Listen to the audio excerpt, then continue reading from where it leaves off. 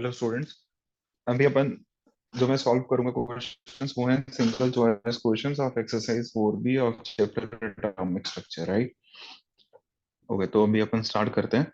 Question number 1, consider the following set of quantum numbers. ठीक है, विच of the following set of quantum numbers is not possible. तो not possible पूछा है तो पहले तो इसको अंडरलाइन कर लो, क्योंकि ये गलतियां हो जाती हैं पेपर में। तो अपन देख लेते हैं, n इज इक्वल टू 3 है, तो ये जो क्वेश्चन अपन सॉल्व करेंगे इसके लिए अपने को क्या पता होना चाहिए, जो वैल्यूज ऑफ एल है वो कहाँ से कहाँ हो सकती है, 0 से n-1, और जो वैल्यूज हमारी m की होती हैं वो -l से +l हो सकती है, और s का वैल्यू प्लस और माइनस हाफ कुछ भी हो सकता है। तो इस कॉन्सेप्ट के बेसिस पे अपन क्वेश्चन सॉल्व करेंगे। तो n अगर 3 है तो l 0 हो सकता है, हो सकता है। अगर l 0 है तो m 0 हो सकता है क्या, हाँ हो सकता है। तो इसका मतलब ये वाला तो पॉसिबल है, राइट? फिर सेकंड ऑप्शन, n का वैल्यू 2 है तो l 2 हो सकता है ना। n का वैल्यू मैक्सिमम कितना हो सकता है, फिर इसमें 0 1 1 ही हो सकता है। तो इसका मतलब ये वाला जो है सिस्टम ये नॉट पॉसिबल हो गया। थर्ड में n का वैल्यू 4 है, l का वैल्यू 3 हो सकता है, हो सकता है। तो m का वैल्यू -3 से +3 जाएगा तो -2 आएगा क्या, हाँ आएगा। और ये प्लस माइनस हाफ कुछ भी हो सकता है, तो ये पॉसिबल है। तो अभी तक हमें एक ही नॉट पॉसिबल मिला है जो सेकंड है। फिर अगला जो n का वैल्यू 1 है तो l का वैल्यू 0 हो सकता है, हाँ यही होएगा। और m का वैल्यू तो 0 ही होना चाहिए था, तो ये क्या आ गया, नॉट पॉसिबल। देन लास्ट है 3 है तो l का वैल्यू 2 हो सकता है, हो सकता है, बट m का वैल्यू -2 से +2 ही लाई करेगा। तो इसका मतलब ये भी क्या है, नॉट पॉसिबल। तो इसका मतलब देर आर 3 केसेस जहां पर आंसर नॉट पॉसिबल है। तो वो कौन से हैं, एक तो सेकंड है, एक फोर्थ है, एक फिफ्थ है। अपन ऑप्शन चेक कर लेते हैं, सेकंड फोर्थ एंड फिफ्थ। तो अपना आंसर क्या बनता है, सी। तो therefore answer is C.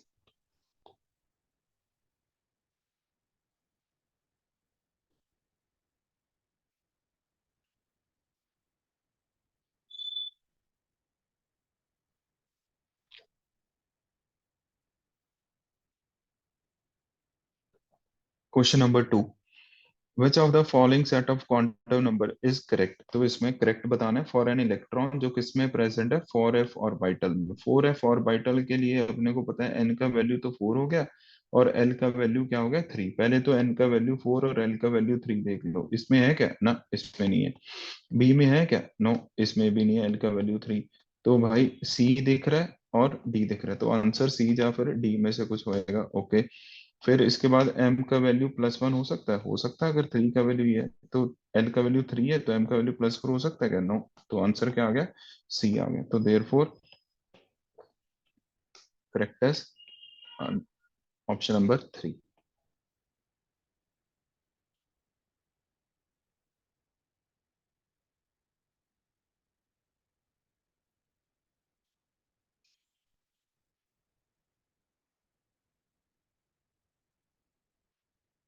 Question number 3, an atom chromium has 1 4s electron. Okay, एक 4s इलेक्ट्रॉन है और 5 3d इलेक्ट्रॉन है। ये तो हमें पता ही है, अगर नहीं भी बताते तब भी चलता, क्योंकि chromium has exceptional electronic configuration. How many unpaired electrons would be in chromium +3। कुछ चक्कर नहीं है, बता देंगे। इसमें क्या है, क्रोमियम लिख लेते हैं पहले। क्रोमियम में अपन लिखेंगे आर्गन 3d5 4s1 लिख देंगे। अब इन्होंने कहा है भाई भाई क्रोमियम +3 बताओ। अब अपन क्या पढ़ते हैं, पहले आउटर मोस्ट वाला एक भेज दो भाई, भाई 1 को भेज दो, दो 3D से भेज दो। तो ये क्या आ गया, 3d3। तो इसका मतलब जो इसमें अनपेड इलेक्ट्रॉन्स हैं वो कितने आ गए, 3 अनपेड इलेक्ट्रॉन्स आ गए। तो देयरफॉर 3 अनपेड इलेक्ट्रॉन्स। तो जो अपना आंसर आ गया वो कितना आ गया, मतलब सी आ गया answer.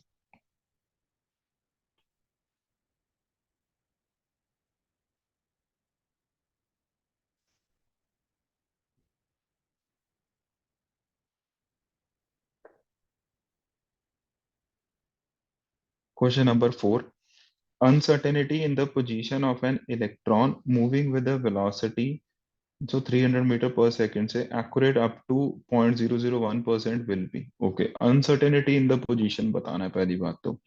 Uncertainty in the position, जब भी ऐसे बड़ी स्टेटमेंट्स हो ना तो उसको थोड़ा सा आप मतलब डेटा लिख लिया करो, सो दैट आपको ये पता हो पूछा क्या है। तो ये हाइजेनबर्ग अनसर्टेनिटी प्रिंसिपल से लिंक्ड है क्वेश्चन। तो delta X into M delta V equal to H upon 4 pi होता है, ये अपने को फॉर्मूला पता है।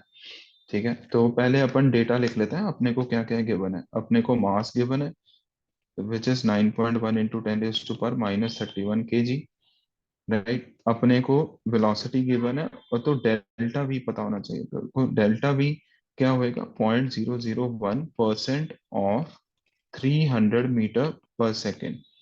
राइट, तो डेल्टा वी का वैल्यू कितना आ गया, अगर मैं यहाँ से लिखूंगा 10⁻⁻5 मल्टीप्लाई बाय 300, क्योंकि 0.001 को डिवाइड बाय 100 भी करोगे ना तभी 10⁻⁻5 आएगा, तो ये इतना मीटर पर सेकेंड आ गया।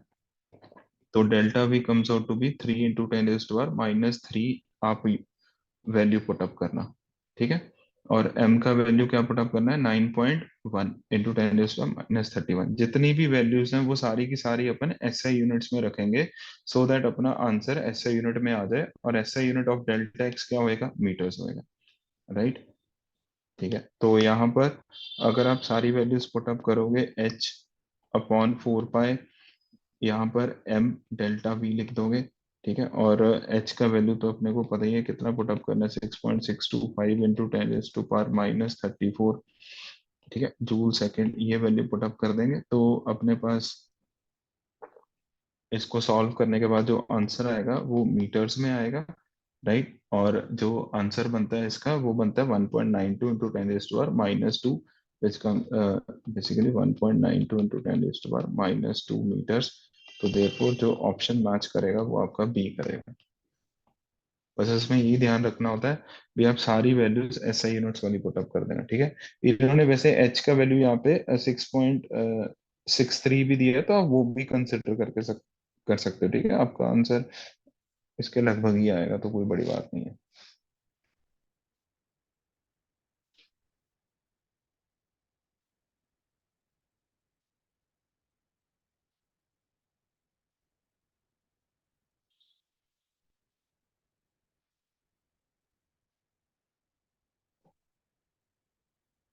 Question number 5, an electron proton and alpha particle have kinetic energy, ये दिया हुआ है, what is the qualitative order of their d Broglie wavelength। ठीक है, तो हमें तीन पार्टिकल्स दिए हैं, इलेक्ट्रॉन प्रोटॉन अल्फा पार्टिकल, उनके काइनेटिक एनर्जीज दे दिया और पूछ लिया डी ब्रॉगली वेवलेंथ का ऑर्डर ऑर्डर बताओ।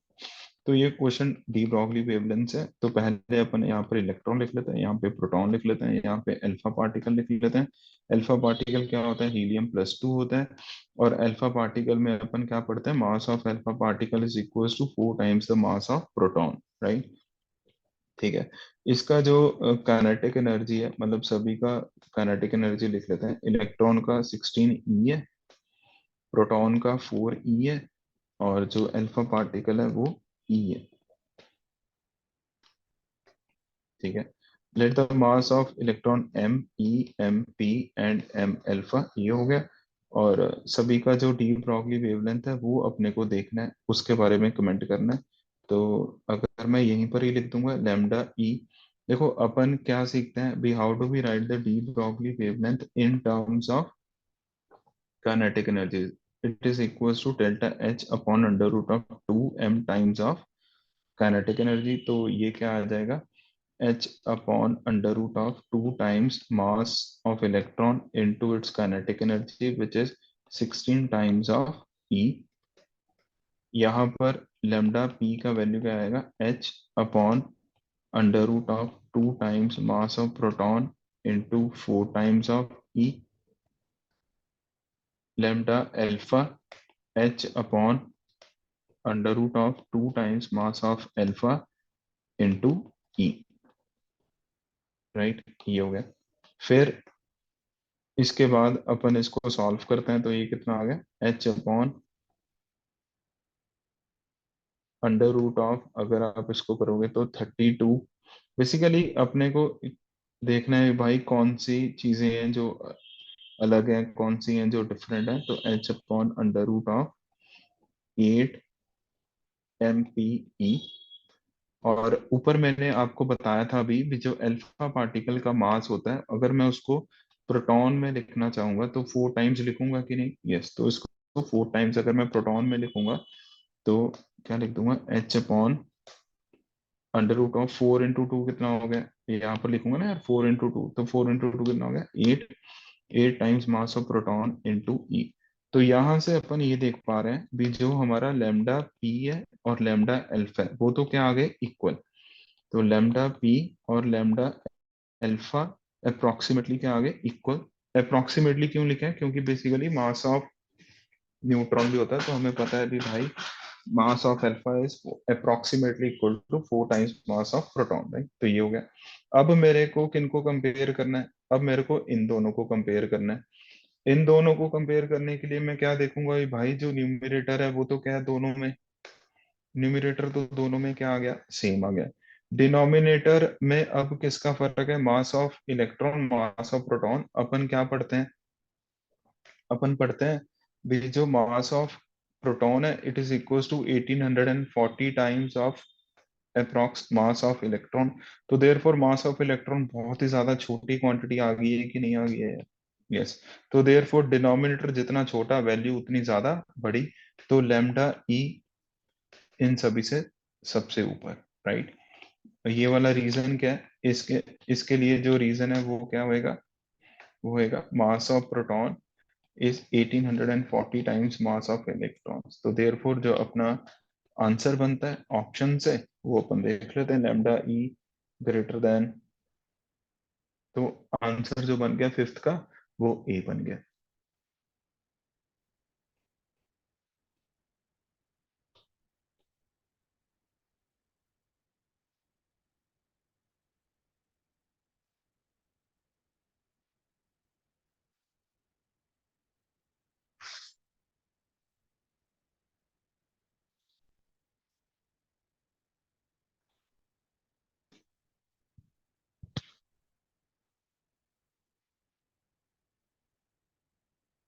Question number 6, the frequency of radiation emitted when the electron falls from n is equals to 4 to n is equals to 1 in a hydrogen atom will be। ठीक है, तो हमें frequency बताना है जब electron 4 से 1 की तरफ शिफ्ट कर रहा है ना। शिफ्ट कर रहा है मतलब जंप कर रहा है, 4 से कहाँ जा रहा है 1 की तरफ जा रहा है। तो भाई ये एमिशन करेगा, यस ये इलेक्ट्रॉन एमिट करेगा, तो वो कितना फ्रीक्वेंसी एमिट करेगा इसके बारे में अपने को कमेंट करना। तो कर देते हैं, इसमें कौन सा कोई बड़ी बात है, राइट। तो अपन इसके लिए क्या लिखेंगे, डेल्टा ई, राइट।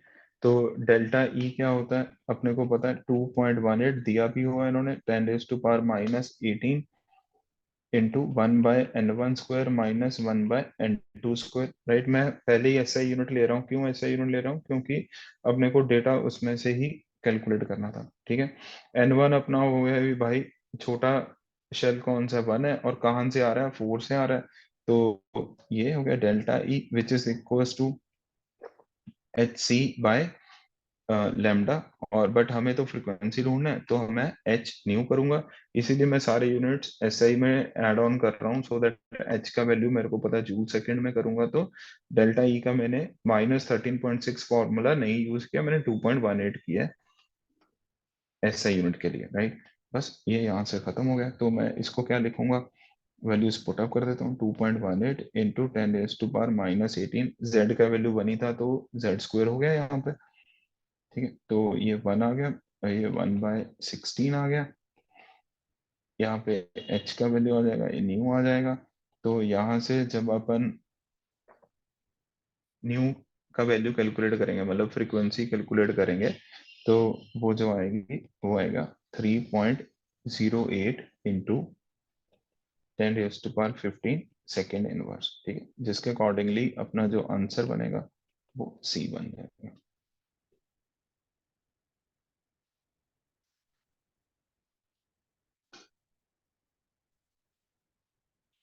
यहाँ पे अपन ऐसे जेड स्क्वायर भी लिख सकते हैं अगर बिल्कुल सही लिखना है, ठीक है। वो जेड का वैल्यू 1 है क्योंकि hydrogen.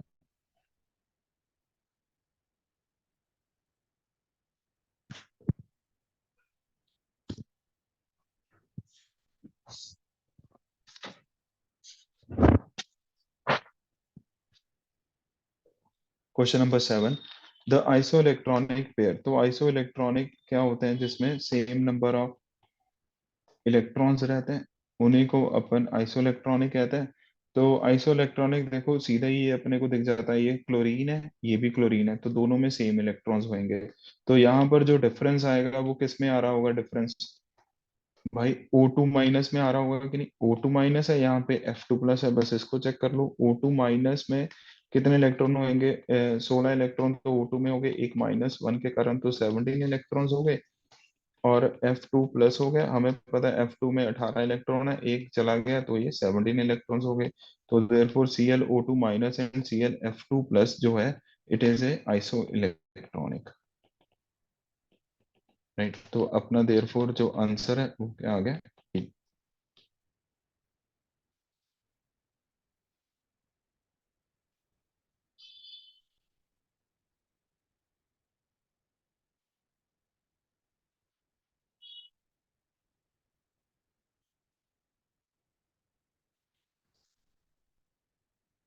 Question number 8. Potential energy of the electron present in helium plus ion is okay.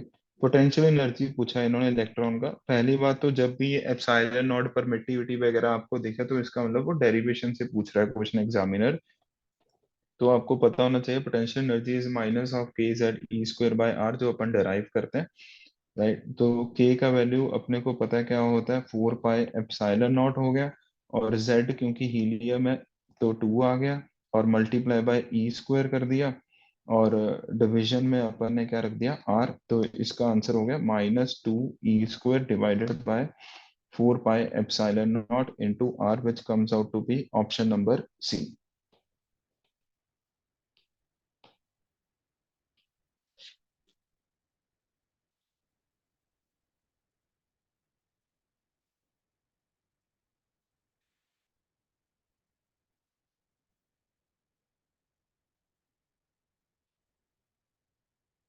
Question number 9।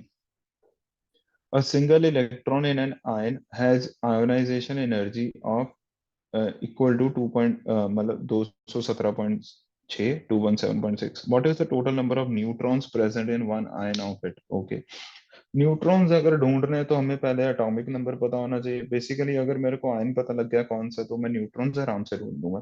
तो इसमें एग्जामिनर ने तो अप्रोच क्या है क्वेश्चन का भी, भाई पहले आप आयन ढूंढो। आयन कैसे ढूंढोगे? जेड का वैल्यू ढूंढ के। जेड कैसे पता लगेगा? आयनाइजेशन एनर्जी से।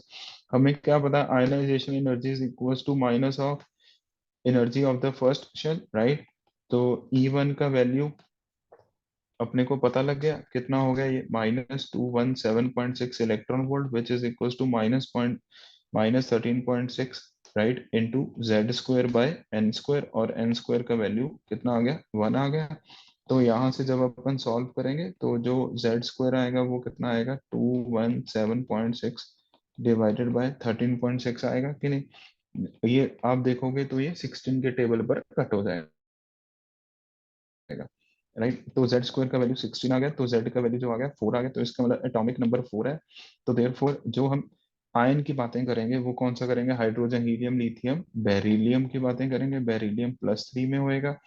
राइट, बेरिलियम +3 जो होता है इसका जो मास नंबर है वो कितना होता है, 9 होता है। तो देयरफॉर जो नंबर ऑफ न्यूट्रॉन्स आ गए वो कितने आ गए, 9 - 4, which comes out to be 5। तो अपना आंसर क्या आ गया therefore, option number C.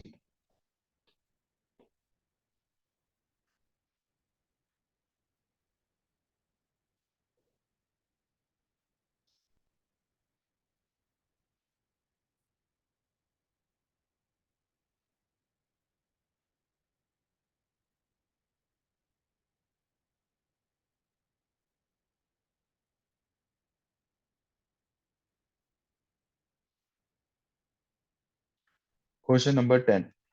The ratio of the radius difference between fourth and third orbit of hydrogen atom and that is of lithium +2 ion is okay। तो ये कह रहे हैं कि भाई रेशियो बता दो मेरे को, किसका रेशियो बता दो, रेडियस के डिफरेंस का। ठीक है, किसके रेडियस के डिफरेंस का? Hydrogen atom. हाइड्रोजन एटम का किसका, R4 - R3 डिवाइडेड बाय क्या करना अपने को, जो lithium +2 आयन है इसके रेडियस का डिफरेंस। ठीक है, ये भी सेम ही ऑर्बिट, R4 - R3, बस ये खत्म हो गया। तो भाई R4 - R3 for hydrogen, R4 minus R3 for lithium plus 2 ion. तो R का वैल्यू अपन यहाँ पे क्या लिखेंगे, 0.529 इंटू अपन क्या पढ़ते हैं N square by Z square. N square का वैल्यू क्या लिख देंगे अपन, 16 - 9 लिख देंगे, राइट, कॉमन करके। और जेड स्क्वायर का वैल्यू यहाँ पर तो 1 ही आ जाना है, इधर डिवाइड करेंगे तो ये कितना आ जाना है, 0.529 divided by hydrogen helium lithium आ गया, तो भाई ये 3 का स्क्वायर आ गया। यहाँ पे ये 16 - 9 हो गया। अपन देख सकते हैं ये सारा कुछ कैंसिल आउट हो जाना है। तो ये जब कैंसिल आउट हो गया तो it comes out to be, इसको थोड़ा सेट कर लेते हैं, बढ़िया लगेगा, हाँ ऐसे। तो it comes out to be, ऊपर क्या आ जाएगा यहाँ पे, 9 आ जाना, राइट। अगर अपन ने ये बिल्कुल सही किया है तो, राइट। हाँ, तो रेशियो ऑफ द जो, ठीक है ये,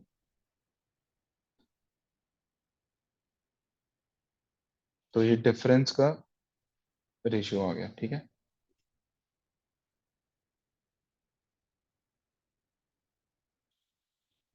नहीं, N square by Z square, यहाँ पर मैं थोड़ा गलत लिख गया, it comes out to be N square by Z, है ना, ये गलती कर गया था मैं। N square by Z square वाला फॉर्मूला तो मैं एक्चुअली एनर्जी वाला फॉर्मूला लगा गया था। तो यहाँ पर एन स्क्वायर आएगा और यहाँ पे जेड आएगा, तो आंसर क्या आ गया, 3 आ गया। तो बेसिकली आंसर इज 3:1, राइट। तो जो हमारा ऑप्शन बनता है वो बनता है B, because radius is 0.529 into n square by z angstrom.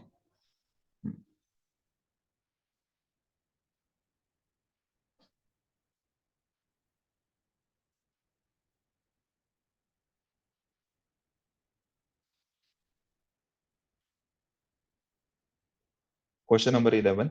The velocity of an electron in excited state of hydrogen atom is 1.093 e. What is the circumference of this orbit?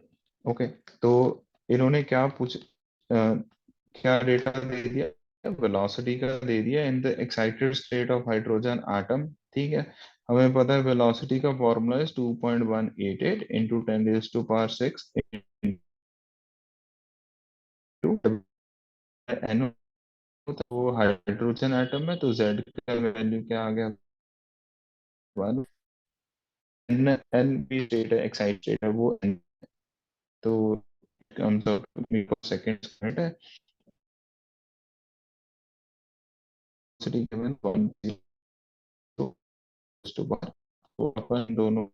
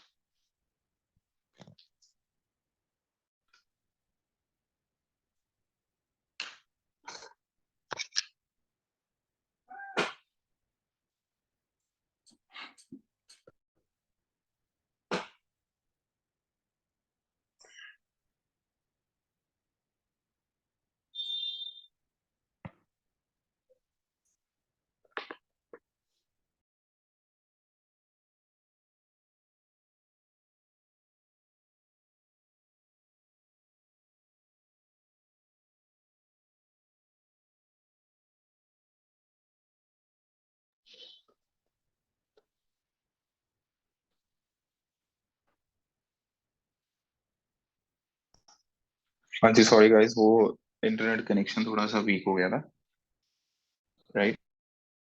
अभी अपन उधर से start करते हैं, ठीक है। Question number, velocity of an electron in excited state of hydrogen atom, अपने को इसके बारे में कमेंट करना था, ठीक है। is 1.093 into 10 raised to power 6 metre पर second, what is the circumference of this orbit, ठीक है। तो सर्कमफ्रेंस के बारे में बताना है, तो अभी मैंने वेलोसिटी का फॉर्मूला लिखा, एन का वैल्यू आ गया, एन का वैल्यू यहाँ से कितना आ जाएगा, 2 आ गया, ठीक है। तो circumference N is equal to 2 है, तो सर्कमफ्रेंस का जो बेसिकली वैल्यू होता है वो क्या होता है, सर्कमफ्रेंस इज 2 पाई r, और n जो है वो 2 है, इसका मतलब जो रेडियस हमें ढूंढना है वो कौन से ऑर्बिट के लिए ढूंढना है, सेकंड ऑर्बिट के लिए ढूंढना है। तो और अपन देख लेते हैं इसमें यूनिट्स क्या थे। इसमें मीटर्स में दिए हैं तो अपन मीटर्स में ढूंढ लेंगे, इसमें क्या। तो 2 into पाई विच इज 3.14, और रेडियस अपना 0.529 into N square by Z हो गया अपना। और एन स्क्वायर अपना कितना हो गया, 2 का स्क्वायर हो गया 4 डिवाइडेड बाय जेड। और ये आंसर किस में आएगा, एंगस्ट्रॉम में आएगा, बट अपने को आंसर किस में चाहिए, मीटर्स में चाहिए। तो कोई चक्कर नहीं, टू इसको जब अपन सॉल्व कर लेंगे, ठीक है। तो 2 into 3.14 into 0.529 into 4 multiplied by 10 to the power -10 meters, right. तो जब अपन इसको सॉल्व करेंगे तो अप्रॉक्स 13.3 आ जाएगा, which is 10 to the power -10 meters. कोई बड़ी कैलकुलेशन नहीं है यार। ये अप्रॉक्स ये 6 हो गया, ये 6 का आधा हो गया 3, 3 into 4 कितना हो गया 12। तो ये जो आंसर है ये 12 के आसपास होगा यार, 12-13 के आसपास एक ही आंसर दिख रहा है अपने को, जो 10 to the power -10 के ऑर्डर का है। ठीक है, ये वाला तो ऑर्डर 10 to the power -8 का है, तो इतना भी क्लोज ऑप्शंस नहीं मिलते हैं। ठीक है, ये -8 के ऑर्डर का था, ये -10, तो अपना आंसर -10। तो आपको कैलकुलेशन पार्ट समझ आ गया जो मैंने अभी बताया आपको है। भी आपको कैसे कैलकुलेट करना, मतलब 2 into 3 6 हो गया यार, 6 का ये आधा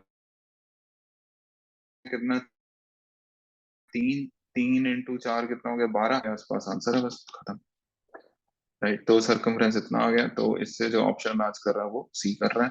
तो देयरफॉर आंसर है ऑप्शन नंबर सी।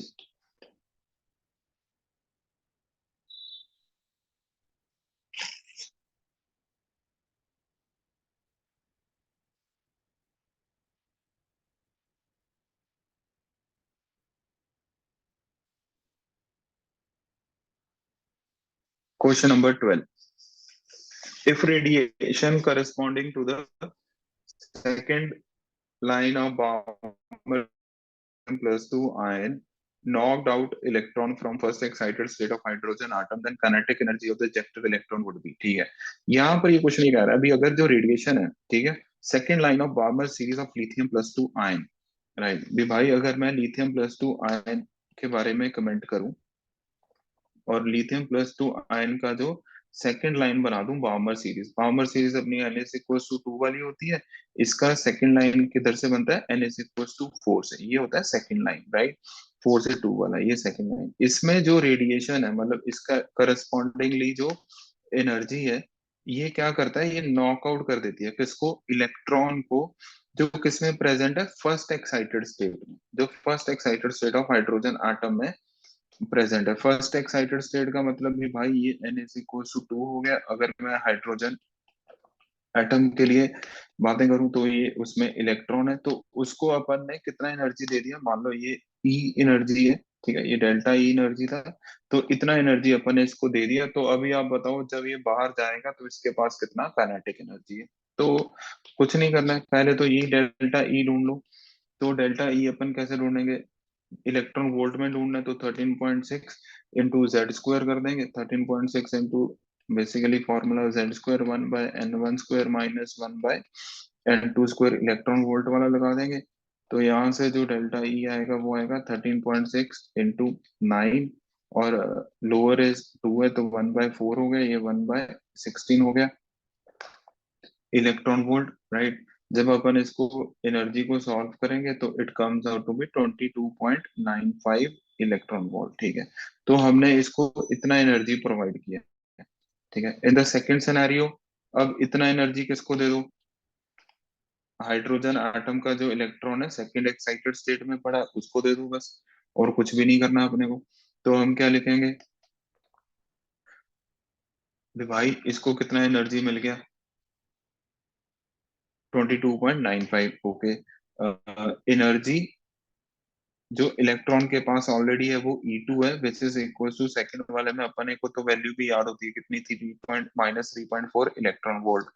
तो देयर फोर इसको बाहर जाने के लिए, ठीक है, इसको नॉकआउट करने के लिए और यू कैन से इजेक्ट करने के लिए जो एनर्जी रिक्वायर्ड है वो कितनी है, like to knock out the electron, energy required is 3.4 electron volt, right. But अपन कितना एनर्जी प्रोवाइड कर रहे हैं इसको,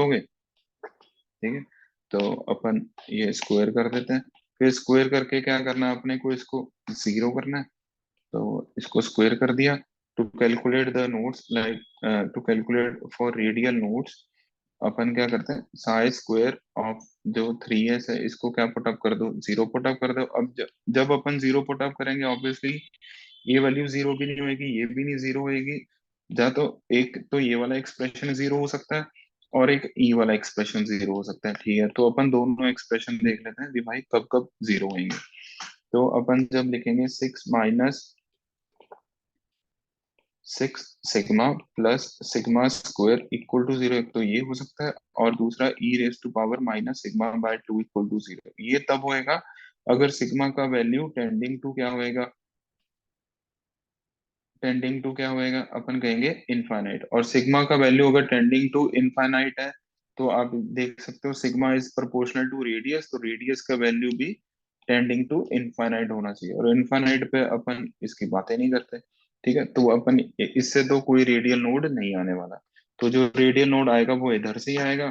तो इसको जब आप सॉल्व करोगे तो सिग्मा का वैल्यू आ गया b by minus of b plus minus of b square minus four a c divided by two a वाला फॉर्मूला लगा देंगे इसमें क्या, ठीक है। तो ये 36 minus 24 divided by two A by two हो गया।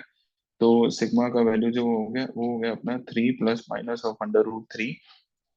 Now the examiner is saying कि भाई आप कौन सी वैल्यू कैलकुलेट करो, मैक्सिमम रेडियल डिस्टेंस कैलकुलेट करो। तो मैक्सिमम के लिए आप कौन सा सिग्मा यूज करोगे, फॉर मैक्सिमम वैल्यू प्लस वाला यूज करेंगे, राइट। फॉर मैक्सिमम वैल्यू अपन सिग्मा जो यूज करेंगे वो 3 प्लस अंडर रूट ऑफ 3 कर लेंगे, राइट, ये वाला वैल्यू यूज कर लेंगे। और अपने को क्या आगे बना, sigma is equal to 2 r z by 3a naught. तो जब अपन यहाँ से वैल्यूज पुट अप कर लिए तो r की वैल्यू कितनी आ गई अपने पास, 3a naught by 2 into Z multiply by कौन सी वैल्यू, अगर अपन इसको थोड़ा सेट करें तो 3 times of 3 plus root 3, right, into a0 z by 2। तो अभी अपन देख लेते हैं कौन सा एक्सप्रेशन बनता है। तो 3/2 3 प्लस रूट 3 ये मिल गया अपने को, कौन सा, सी ऑप्शन मिल गया, ठीक है। तो इसका आंसर जो आ गया वो आ गया option C.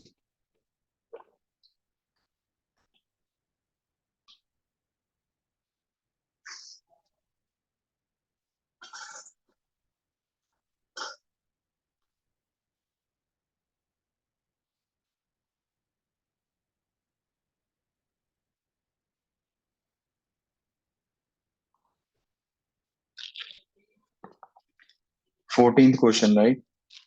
The energy of, इसको थोड़ा सेट करते हैं पहले तो। टेम्परेट वो, ये टेम्परेट है सही। The energy of 1, 2, and 3 energy levels of a certain atom are E, 4E by 3, 2E respectively. A photon of wavelength lambda is emitted during a transition. अगर 3 से 1 करते हैं तो lambda wavelength वाला जो फोटोन है वो emit हो रहा है. What will be the wavelength of emission for transition 2 to 1? और ये जो बताना है आपको आंसर, ये in terms of lambda बताना है. ठीक है, तो इसका क्या मतलब है क्वेश्चन का?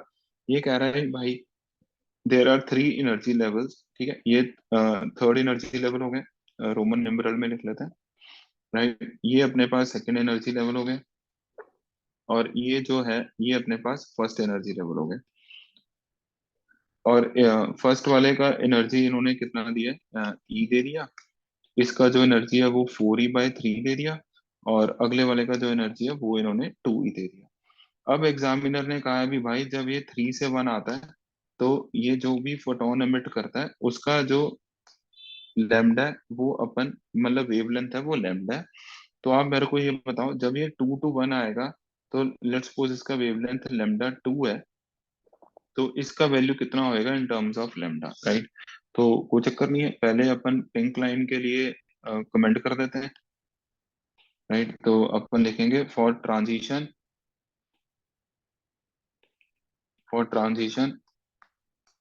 फ्रॉम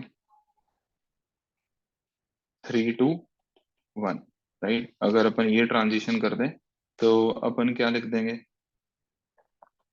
एनर्जी डिफरेंस कितना है इनमें में?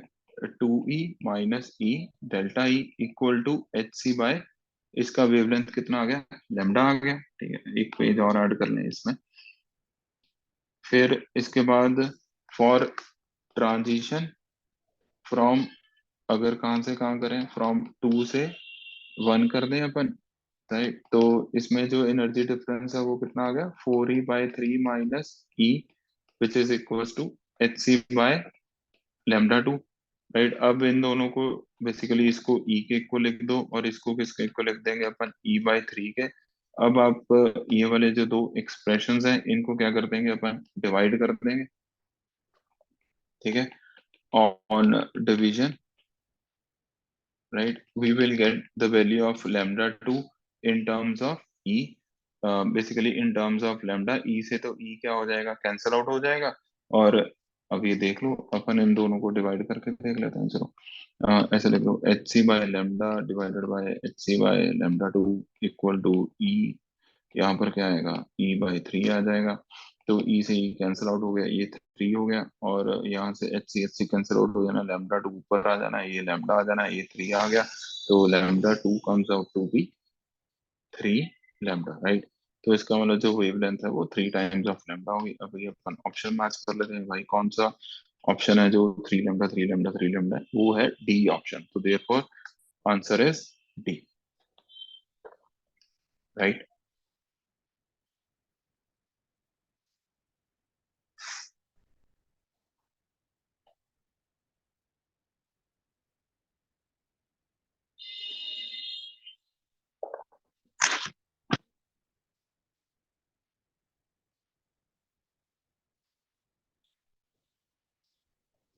15th question.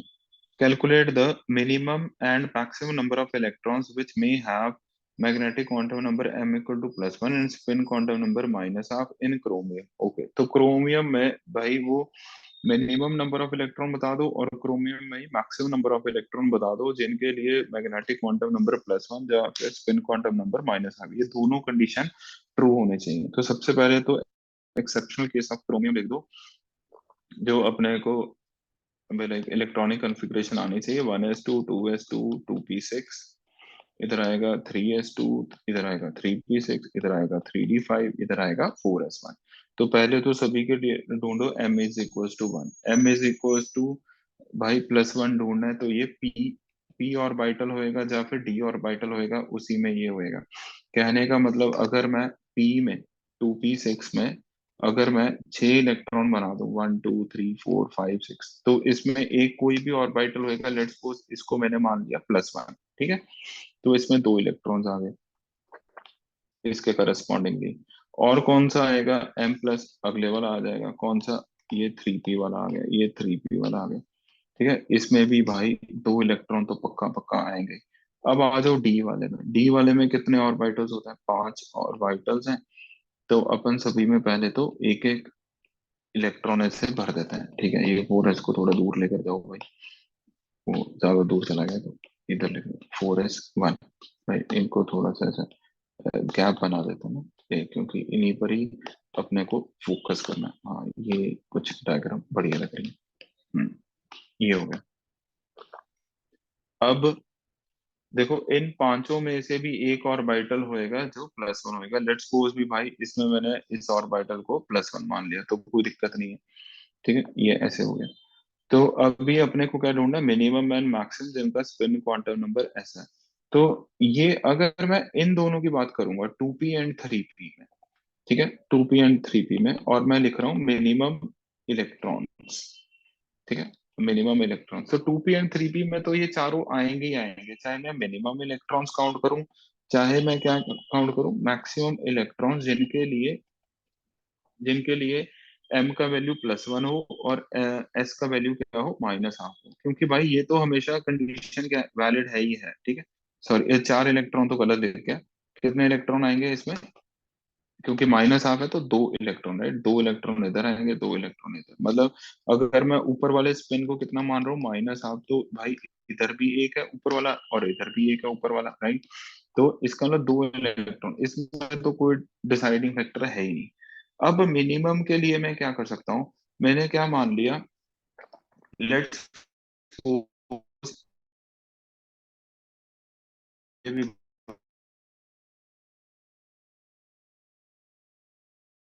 स्पिन है, ठीक है, वाला स्पिन है ना, ठीक है, और ये वाला स्पिन है, ये मैं खुद मार रहा हूं, और ये जो है ये इंसान है। तो यहाँ पर जो स्पिन है, तो मैं इसको काउंट करूंगा क्या? ना, इसको काउंट नहीं करूंगा, तो इसमें मिनिमम 2 आएंगे। अगर मैंने अभी दूसरा केस मान लिया, अभी भाई लेट से ऊपर वाले को ही मैंने क्या मान लिया, -½ ठीक है, तो अभी मेरे को ये 2 + 1 दिख जाएंगे। तो मैक्सिमम इलेक्ट्रॉन्स कितने हो सकते हैं? 3। और मिनिमम कितने हो सकते हैं? 2। तो आंसर क्या आ गया अपना? डी ऑप्शन आ गया, 2, 3, which is option number D.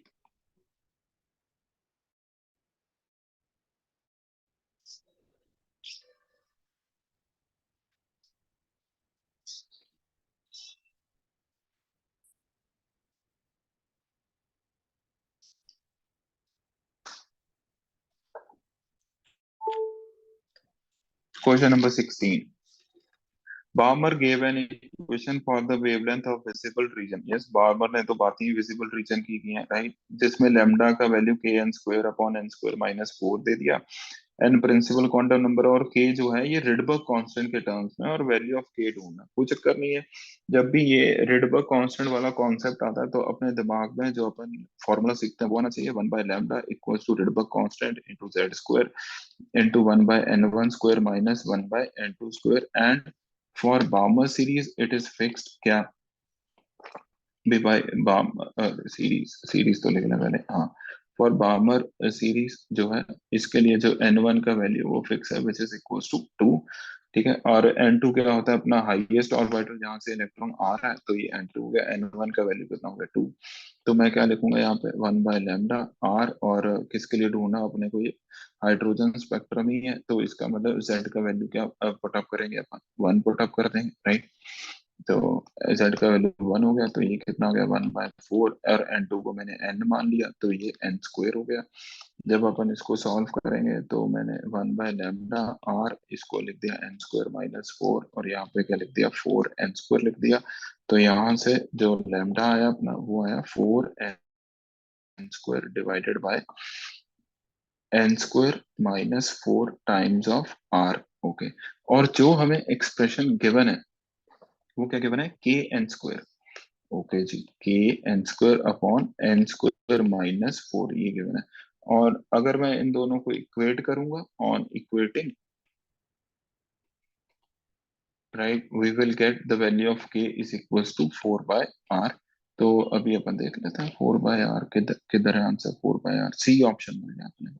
ठीक है, तो therefore answer is option number C.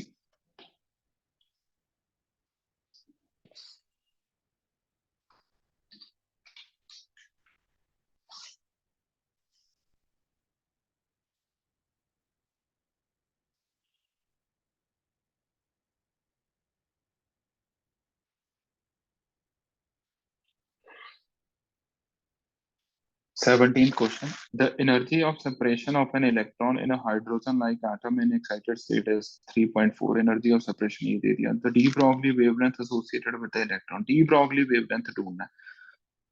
D Broglie wavelength ढूंढना. अच्छा क्वेश्चन, बहुत अच्छा क्वेश्चन है. मतलब ऐसे दिमाग कैसे लगाना है वो अपने को देखना है. यहाँ पर एनर्जी ऑफ सेपरेशन दे दिया अपने को. जो भी इलेक्ट्रॉन किस में प्रेजेंट था, कोई ना कोई एक्साइटेड स्टेट में था. वैसे इन हाइड्रोजन एटम नहीं है यहाँ पर बच्चों, यहाँ पर हाइड्रोजन लाइक एटम. ठीक है, हाइड्रोजन एटम नहीं है, मतलब सिंगल इलेक्ट्रॉन स्पीसी है. ओके, तो अगर कुछ चक्कर नहीं है इसका. देखो अप्रोच बहुत ही सुंदर अप्रोच क्या है. अगर मेरे को एनर्जी ऑफ सेपरेशन इन्होंने दे दिया, energy of separation for excited state में अगर है तो 3.4 electron volt. Right, energy of separation ही अपन तब देते हैं अगर डेफिनेशन से जाएंगे तो अगर इलेक्ट्रॉन कोई एक्साइटेड स्टेट में प्रेजेंट होता है. और अगर एनर्जी ऑफ सेपरेशन की जगह पर आयोनाइजेशन एनर्जी देते हैं तब इलेक्ट्रॉन कहाँ पर प्रेजेंट होता है, ग्राउंड स्टेट में. अगर एनर्जी ऑफ सेपरेशन इतना है तो मैं क्या बोलूंगा, जो इलेक्ट्रॉन का एनर्जी है कोई भी एन स्टेट में, ई एन में, ठीक है, वो कितना हो गया, -3.4 इलेक्ट्रॉन वोल्ट हो गया. यस, इतना हो गया. तो एनर्जी ऑफ सेपरेशन की मदद से अपन ने ये energy of the electron, and we know that kinetic energy is equal to negative of total energy. तो काइनेटिक एनर्जी कितना आ गया, 3.4 इलेक्ट्रॉन वोल्ट. अगर काइनेटिक एनर्जी 3.4 इलेक्ट्रॉन वोल्ट आ गया तो देखो बस कुछ नहीं है, डी ब्रॉगली वेवलेंथ में काइनेटिक एनर्जी वाला फॉर्मूला लगा देंगे, इलेक्ट्रॉन वोल्ट वाला.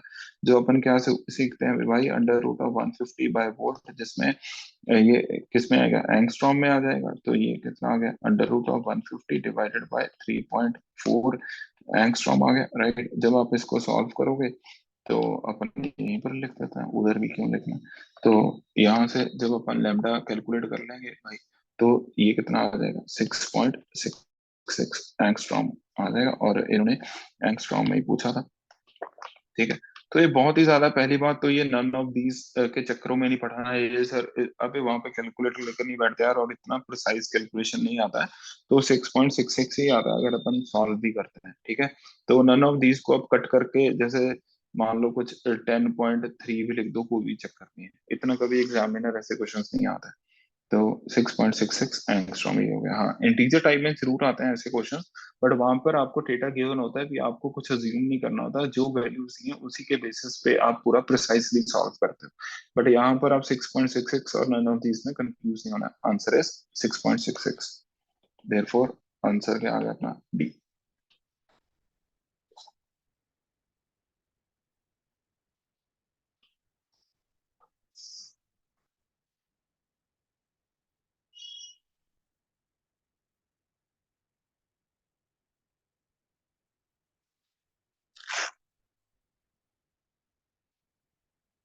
18th question. Read the following statement and choose the correct option. Okay. If the radius of the first Bohr orbit of hydrogen atom is r, then radius of second Bohr second orbit of lithium plus to would be 4r. ये अपन check कर लेते, कोई बड़ी बात नहीं है. अपने को हाइड्रोजन एटम के बारे में इन्होंने कुछ दिया है कि भाई हाइड्रोजन एटम है. ठीक है, इसका जो रेडियस है मतलब फर्स्ट बोर ऑर्बिट का विच इज r1, इसका वैल्यू इन्होंने क्या दे दिया, r. और इन्होंने कह दिया जो लिथियम प्लस टू आयन है अपने पास, राइट, इसका रेडियस मैं मान लेता हूँ R2 मान लेता हूँ सेकंड. ठीक है, ये इन्होंने कहा है 4r. ये चेक करके बताओ ये सही है कि गलत है. अपन अभी चेक कर लेते हैं, कोई बड़ी बात नहीं.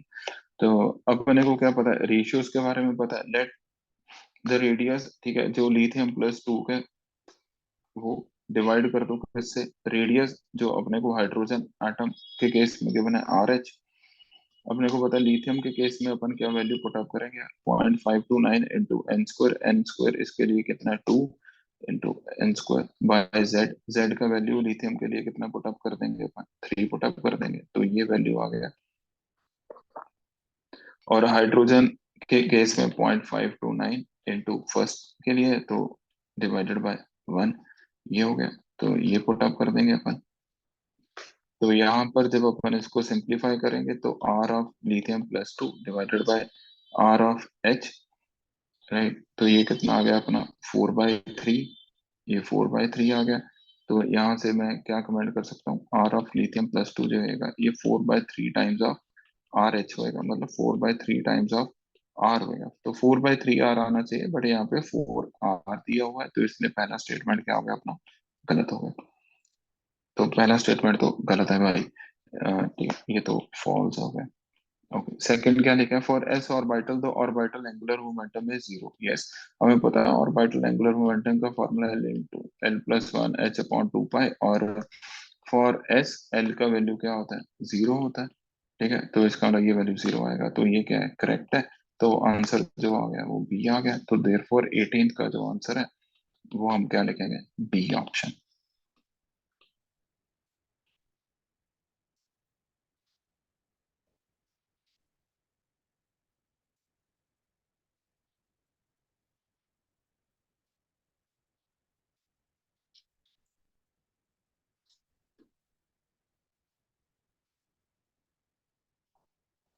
19th question, the quantum number of four electrons are given, the correct order of decreasing energy बताना है। डिक्रीजिंग एनर्जी बताना मतलब सबसे हाईएस्ट एनर्जी। इसके लिए जो अपन रूल अप्लाई करेंगे वो क्या लगेगा, एन प्लस एल रूल लगेगा। और इसमें अपन क्या पढ़ते हैं, मोर एन प्लस एल का वैल्यू, ठीक है, मोर एनर्जी, ये पढ़ लेते हैं।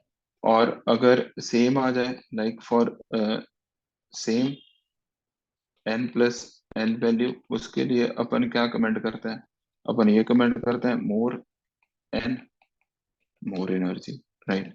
तो बस इसके कॉन्सेप्ट के बेसिस पे अपन देख लेते हैं। पहले तो एन प्लस एल का वैल्यू कैलकुलेट करो। यहाँ पे 3 आ गया, यहाँ पे 4 आ गया, यहाँ पे 5 आ गया, यहाँ पे 4 आ गया। पहले तो 5 वाले को हाईएस्ट कर दो, E3 हाईएस्ट है, तो एक ही ऑप्शन बनता है, चेक करने की जरूरत नहीं है। ठीक है, बाकी सही है, अगर अपन करेंगे भी तो option C is the right answer.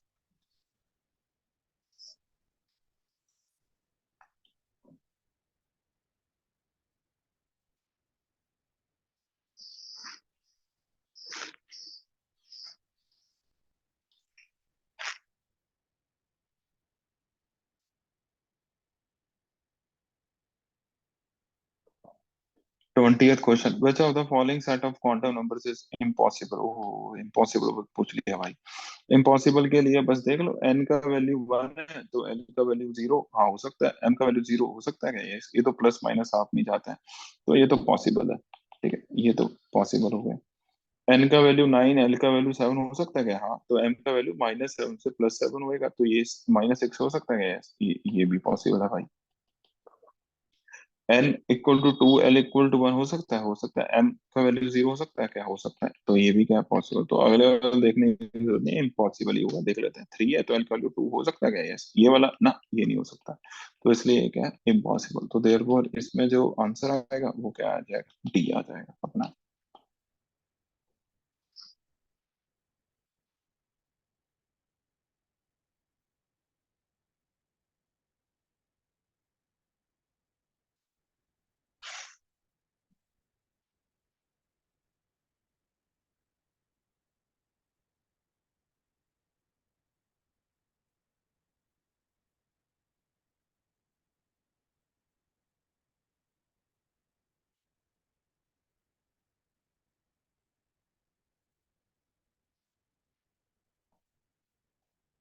Next question 21, which of the following statement is incorrect. ठीक है, तो इनकरेक्ट पूछा भाई, बता देते हैं अपन। The concept of penetration and shielding are important in deciding the energetic order of the orbitals in multi electron system. Yes, यही तो एन प्लस एल रूल, यही तो लगता है, शील्डिंग वगैरह पेनिट्रेशन मल्टी इलेक्ट्रॉन में एल का एम्फोसिस है क्या, हाँ एल का रोल है, तो ये तो भाई करेक्ट है statement.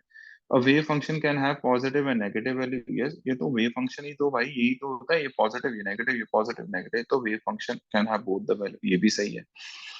Radial nodes can appear in radial probability, हाँ, अरे आरपीडीएफ में रेडियल नोड्स ही तो आएंगे, और क्या आते हैं, तो बस देखना ही नहीं है। तो डी ऑप्शन क्या है, गलत, तो इनकरेक्ट पूछा है, तो आंसर क्या आ गया अपना, डी आ गया।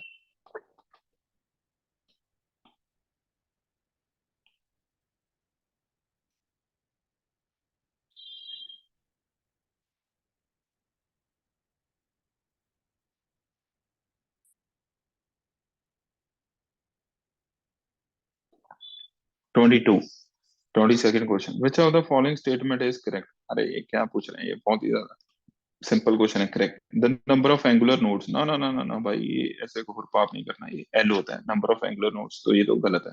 नंबर ऑफ रेडियल नोड्स, ना ना ना ना, ये नहीं होता है। Number of radial nodes N minus L minus one, ये होता है। इन्होंने रिवर्स, तो total number of nodes N minus one होते हैं क्या? हाँ ये होते हैं, तो देयरफॉर आंसर क्या आ गया अपना? सी।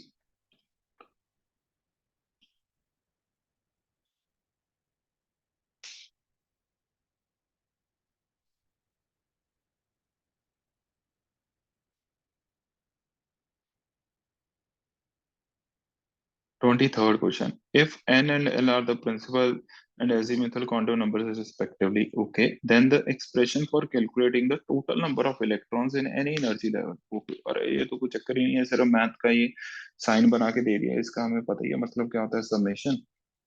अभी अपन देख लेते हैं, राइट।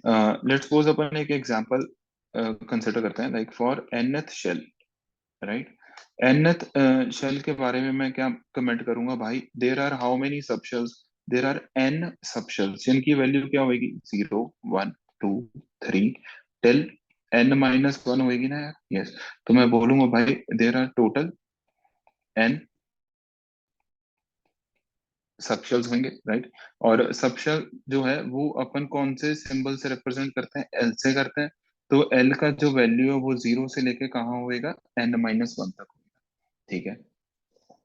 अब शेल के बाद आ गया सब शेल। अब हमें पता है, लेट्स सपोज कोई भी सब शेल हो, तो इन कोई भी सब शेल, इसको ऐसे लिखते हैं, ठीक है, इन कोई भी subshell, maximum number of electrons, maximum number of electrons क्या होता है, 2 टाइम्स ऑफ 2l+1। क्यों 2l+1, तो ऑर्बिटल्स हो गए, मल्टीप्लाई बाय 2 कर दिया, ये हो गया, तो खत्म हो गए। तो ये कोई भी सब शेल में हो गए। तो फिर मैं इसलिए क्या कमेंट करूंगा भाई, इसमें जैसे इसमें भी 2l+1 × 2, 2l+1 × 2, 2l+1 × 2, 2l+1 × 2, tell 2 × 2l+1 समझ गए, 2 × 2l+1 हो गया, और वैल्यू n-1, तो इसका मतलब 2 टाइम्स ऑफ 2l+1 को क्या करते जाओ, समेशन करते जाओ, और l का वैल्यू 0 से लेकर कहाँ तक कंसिडर करो, n-1 तक करो। राइट, अब ये वाला एक्सप्रेशन देख लेते हैं भाई किधर बन गया, ये तो अपने को किधर किधर किधर, हाँ ये डी, डी ऑप्शन में मिल गया, तो देयरफॉर आंसर इज डी। यार ये वाले क्वेश्चन है ना, घबराना नहीं है, ये समेशन देखे, ये सरल ही होता है, कुछ भी नहीं है, एक्सपैंडेड है। अगर कुछ भी ना समझ आए तो एल का वैल्यू 0 1 2 लेकर सॉल्व कर लिया करो, देख लिया करो किसमें आंसर सही बन रहा है, बस खत्म।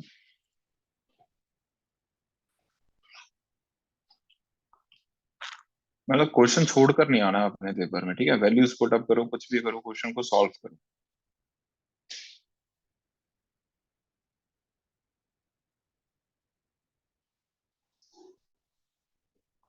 24th, the orbital diagram in which above principle is violated। above principle, the very first principle जो हमें किसके बारे में बताता है भाई, एनर्जी। बेसिकली पहले लोअर एनर्जी ऑर्बिटल, फिर हायर एनर्जी, है ना, इसके बारे में कमेंट करते हैं। तो एनर्जी के हिसाब से देख लो पहले, हाँ ये वाला डब्बा भर गया क्या, हाँ ये वाला डब्बा भर गया, ये वाला भी भर गया, ठीक है, ये तो तीनों डीजेनरेट हैं, इसमें तो सही है काम, ठीक है। अब बी ऑप्शन में आ जाओ भाई, ये वाला खाली रह गया और इन्होंने आगे वाले भर दिए, ये तो थोड़ा सा गलत कर दिया इन्होंने। तो सोल्यूशन क्या आ गया अपना, बी, क्योंकि इसमें वायलेट हो रहा है ना, ये वाला रूल क्या हो रहा है, वायलेट हो रहा है।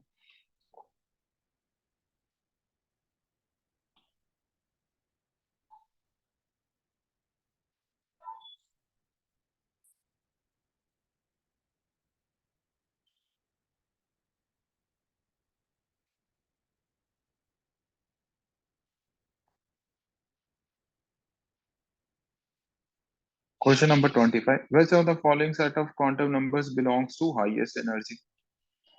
हाईएस्ट एनर्जी बताना है, तो इसके लिए अपने पास जो रूल रहता है वो क्या रहता है, n+l रूल काम करेगा, राइट। तो n+l अपन देख लेंगे मैक्सिमम वैल्यू, तो इसका मतलब मैक्सिमम एनर्जी। तो पहले तो n+l अपन देखते हैं भाई, यहाँ पर सभी में n+l कैलकुलेट करते हैं, यहाँ पे 4 आ गया, यहाँ पे 2 आ गया, यहाँ पे भी 4 आ गया, यहाँ पर 5 आ गया, तो ऑब्वियसली आंसर क्या बन गया, डी। तो therefore answer is option D. Yellow colour से ही करते हैं ना यार, अपन पहले भी इधर से ही कर रहे थे। हाँ।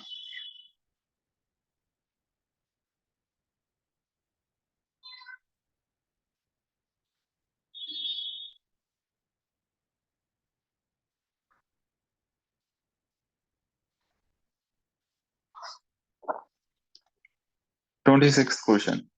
Among the following series of transition metal ions, the one where all metal ions have same 3D electronic configuration. Okay. Same 3D electronic configuration होनी चाहिए, तो ये अपन चेक कर लेते हैं यार, इसमें क्या है।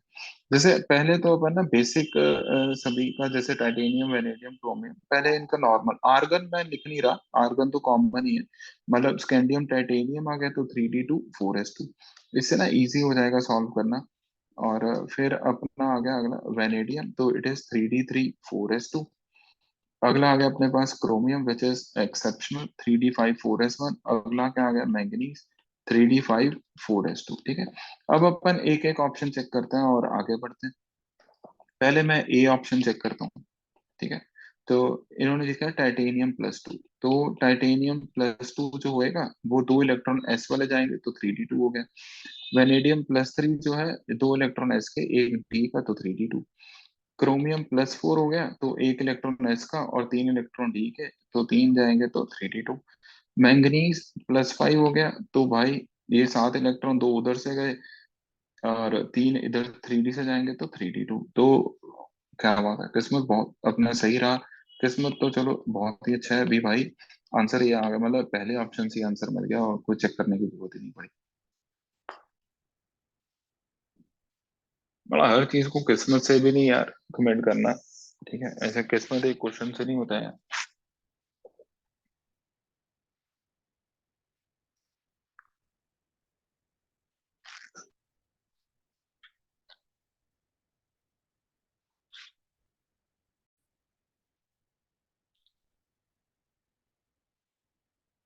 27th question. Which of the following orbitals has two spherical nodes? Okay.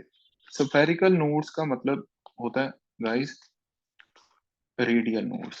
Right, spherical nodes मतलब रेडियल नोड्स। तो रेडियल नोड्स बताना है कितने होने चाहिए रेडियल नोड्स इस क्वेश्चन में। There must be two radial nodes. Okay, तो रेडियल नोड्स का जो फॉर्मूला अपन लगाते हैं वो n-l-1 लगाते हैं। तो भाई इसमें अगर अपन रेडियल नोड चेक करेंगे तो 2 - 1 कितना आ गया 1। इसमें चेक करेंगे तो 4 - 1 कितना आ गया 3। इसमें चेक करेंगे तो 3 - 2 - 1 विच इज 0। इसमें चेक करेंगे तो भाई 6 - 3 - 1 2। तो देयरफॉर जो अपना आंसर आएगा वो क्या आएगा, डी आ गया। Okay, thank you guys.